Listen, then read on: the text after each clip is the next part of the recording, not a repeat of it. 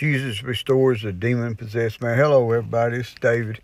I want to go over with you today about a trip Jesus took in the boat. I kind of said something the other day about a boat ride they took. Jesus was asleep on a pillow. Well, this is after they had taken a boat ride and at one time, and then they ended up on the other side of the I'd call it a sea because it's like the Great Lakes we have here in the United States is a pretty big body of water. Anyhow, they when they arrived at this place, they got out, and what I've always pictured is right by the place they got out of the boat there was a cemetery, and this may be what happened. I've just always pictured it. So anyhow, they went across the lake to the region of the Gerasenes. When Jesus got out of the boat, a man with an impure spirit came from the tombs to meet him. The man lived in the tombs, and no one could bind him anymore, not even with chains. Okay, follow me right here at the top of the page. For he had often been chained hand and foot, but he tore the chains apart and broke the irons on his feet. So, and no one was strong enough to subdue this guy. It was the demons in him they couldn't subdue. And night and day, among the tombs and the hills, he would cry out and cut himself with stones. When he saw Jesus, from a distance, he ran and fell to his knees in front of him and shouted at the top of his voice. And this really wasn't him shouting; it was the demons in him. He said, "What do you want with me, Jesus, Son of God, Son of the Most High God? In God's name, don't torture me." For Jesus had said, "Come out of this man, you impure spirit." Then Jesus asked, "What is your name?" "My name is Legion," he replied, "for we are many." And I forget how many legion really means, but it's a bunch. It's to say, there's a bunch of demons inside this one man. Okay? And he lived in a cemetery, and he run around naked most of the time, and they couldn't even keep him in chains. I mean, this has been a pretty scary guy to me, and he's falling at Jesus' feet. No, them demons know who Jesus was, and they didn't want to go into the abyss because that's where they're going. I mean, into hell. That's what one translation says: "Don't send us into the abyss," meaning don't throw us into the pit of hell yet. Let's go in anyway. We're gonna get in here in a minute. They're gonna ask to go in some pigs. Pigs are probably better than hell, right? All right. So he begged Jesus again and again, said not to send them out of the area.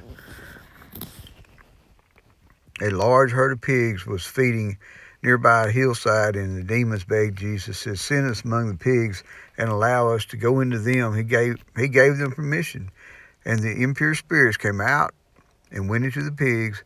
The herd, about 2,000 in number, rushed down to the steep bank into the lake and were drowned. Those tending the sheep ran off, and they reported. They went and ratted on Jesus. What they did, went and reported to the town and the countryside, and all the people, the people went out to see what had happened. And when they came to Jesus, they saw that the man who had been demon-possessed by the legions of demons sitting there dressed and in his right mind, and they were afraid. Those who had seen it told the people what had happened, and the demon-possessed man, and told about the pigs as well. And then the people began to plead with Jesus to leave their region. So, okay, right up here, man, where it says, the man was dressed and sitting in his right mind. This is a man that was crazy, had been naked and hung out in a cemetery, and he was breaking chains, and he was screaming loud as voice. I mean, that'd be a pretty scary cemetery to run around in, right? If I've been them people tending them sheep or them pigs that were kind of close to this area, I don't know. That'd have to be a pretty high-paying job to go out there with this crazy man there. But what gets me is when the town people come out there to see him, they are scared of Jesus because this man is in his right mind. And Jesus had taken care of this, But they were mad about him killing all his pigs. And so as Jesus was getting into the boat, they begged him, okay, right in verse 17, right at the top of the screen. It said, then the people began to plead with Jesus to leave their region. Jesus, if you ask him to leave you alone, he's not going to force himself on you. And it says they ask him, right here, it says they ask him to leave the region, the very next verse, and Jesus was getting into the boat. And the man who he was getting in the boat to leave. You don't want me here, I'm gone. You know how that picture of Jesus knocking on the door, we see it and we relate that with Revelation 3:20 a lot, because it says, I stand at the door and knock, and if you open the door, I will come in and dine with you and you with me. There's something about, eating a meal with somebody, it's you feel a closeness when there's something about it, breaking bread together. So, but anyway, that door that we see the picture of, if y'all look real close at it, what is it missing? It's missing the doorknob on the outside. Jesus won't open the door, and force himself in. The Holy Spirit, they're gentlemen. The Godhead is 3 in 1 are gentlemen. They will not force themselves on you. So here, you have to open the door and let him in, But here where they say they pleaded with Jesus to leave the region, in the very next verse, Jesus was getting into the boat. He told them, all right. And the demon-possessed man began to beg with him.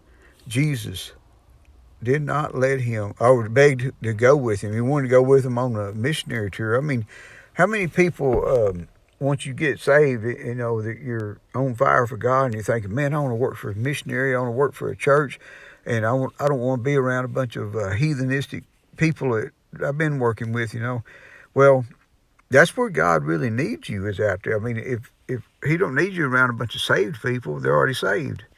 Now, you can give encouragement to saved people, and we all need it. We all need the encouragement, because we get down and we lose, we drop our guard sometimes, and we get into sin, and we shouldn't, and we neglect the Bible and our Bible studying and our praying and church attendance and things of that nature.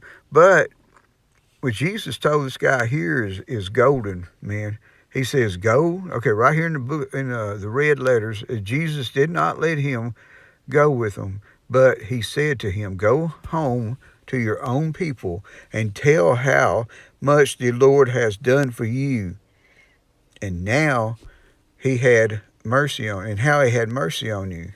So the man went his way and began to tell in the Decapolis. And Decapolis means the 10 cities. How much Jesus had done for him, and all the people were amazed. Now, I've vouched for this guy, because when I first, I first got saved and started serving the Lord, I really wanted to get in a missionary. So I wanted to work for mercy ships out there or something, or a church, and and all that. But God needs us out on the battlefield, And then down here were the demons. They were begging Jesus, don't throw us into the abyss, and they had to go into the pigs. Well, there's a study on demons. They have to occupy something, and so if he hadn't let them gone into those pigs, or gone into something to they could inhabit, they would have had to gone into the abyss. So where did they go after the pigs drowned? I've heard a lot of people ask that question. They talk about, well, they could have went into the fish in the water, or whatever it was. But the whole main thing of this story is Jesus healed this guy, to cast the demons out of him. All right, number one, the devil recognized Jesus as the Son of God. Says, please, Son of God, do not torture us, do not make us go out, do not throw us into the abyss. And then the man wanted to go with them, And this right here is one of the key points. It says, go home to your own people and tell them how much the Lord has done for you and how he has mercy on you, how has had mercy on you. So the man went on to the 10 cities, and the people were amazed, and in today's uh, language, that means that the people were amazed. So to me, okay, that tells me that we can be used where we're at, even though we feel like we're the only one that's serving God. You just got to keep on living your life in front of them and sprinkling the gospel at them as Jesus and the Holy Spirit gives you the utterance to do that. And there's in Revelation 20, or maybe Revelation 19, it talks about the devil's put into the bottomless pit of hell, and it heard his voice. Okay, y'all bear with me. 20, verse 1. Sorry, y'all. After that, I heard a sound. This is 19. Okay, it's 20. Sorry. This is raw footage, y'all. I'm not editing nothing. And I saw an angel coming down out of heaven, had the key to the abyss. Now that's where see, in this which an NIV is a translation. It is taken from the original language, but it didn't say the demons. The legions didn't say don't throw us into the abyss. But there's I think the King James does. But anyway, that's what was meant when they said don't make us go out. Well, and I saw an angel come down out of heaven, having the key to the abyss and holding in his hand a great chain. He seized the dragon, which is the devil, well, I'll tell you, and the ancient serpent, who is the devil or Satan, and he bound him. He put them chains on him. For 1,000 years, he threw him into the abyss and locked and sealed it over him. Must have been like a trap door that's what I've always pictured, with them submarines got them doors that they screw down and all that, and then they put these seals over it.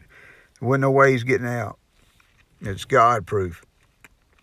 And they kept over him to keep him from deceiving the nations anymore until 1,000 years were ended. Then he must set free for a short time. This is saying, I saw the thrones, and right here, the second death had power over them, and they will be the priest of God, of Christ, will reign over them for 1,000 years.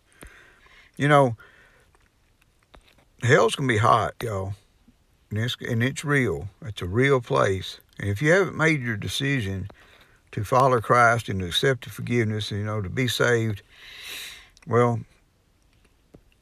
if you haven't made that decision, then you've made a decision to go to hell, because there in John 3, right after John 3:16, it says, saying, for God so loved the world, he gave his only begotten Son, and whoever believes in him should not perish, but have everlasting life. For God did not send his Son into the world to condemn the world, but to save the world through him. And right here it says, whoever believes in him is not condemned, but whoever does not stands condemned already, because he has not believed in the name of God's one and only Son. Okay, he who does not believe is condemned already. So if you've sinned one time in your life and you haven't repented for all your sin, when you repented and you trust Jesus as your Savior, at the work he did on the cross for your forgiveness, then you're forgiven for all those sins. They say past, present, and future. But those people that go out and they just keep sinning, they say, well, I'm forgiven for it, I can do it anyway. Well, to me, I don't know if they've got the real salvation, because in the Bible, anybody that had an encounter with Jesus did not keep sinning like that. I mean, you look at Peter and John and them. When they were disciples, they it took them a little while to grow, but after that they were missionaries, for the rest of the time after Jesus' crucifixion, and he walked the earth 40 days, and in his ascension, they were missionaries. Paul, on the road to Damascus, the animal threw him down, and he seen the bright light. He had an encounter with Jesus, and he was radically turned around. He was, persecuting Christians until that day, or until he went in there, and the scales come off his eyes in Ananias' house and all that. But he was never the same after that. He served God. He served Jesus. So I believe in my heart, when you make that profession of faith, that if you've truly got it, then you are going to serve God. Now, do we slip right out and get away from God? Yes, we do. And I think it's James says in the book of James, it says, "Draw near to me, and I will draw near to you." And that's God talking to us. We have to make the first effort there. It's like Jesus knocking on that door. You have to open it to let him in. So in the book of James, it says, "Draw near to me, and I will draw near to you." So we have to make the first reach out there. And that's the way it's been ever since the Garden of Eden, ever since the first sin, that it's all on us to make the first initiative. And I'm going to close with that today. And I just wanted to, emphasize what good you can do by going into the places telling God, what God has done for you. Let's read this in red one more time. That's the verse we're going to go back to right before we close. It says, "Go home to your own people and tell them how much the Lord has done for you and how much he has had mercy on you." And he's had mercy and grace all over us. Grace is what he's given us that we don't deserve, and mercy is what he does not give us that we do deserve, like the punishment. If you'll take grace, the G in grace is give, okay? The M in mercy is minus. He gives more than what we, gives us more love than what we deserve. And mercy is when he minuses the punishment that we deserve. Grace and mercy. All right, then. Listen, I'm going to quit ratting, and I thank you for listening all the way up to here. God bless you. See you in the next one.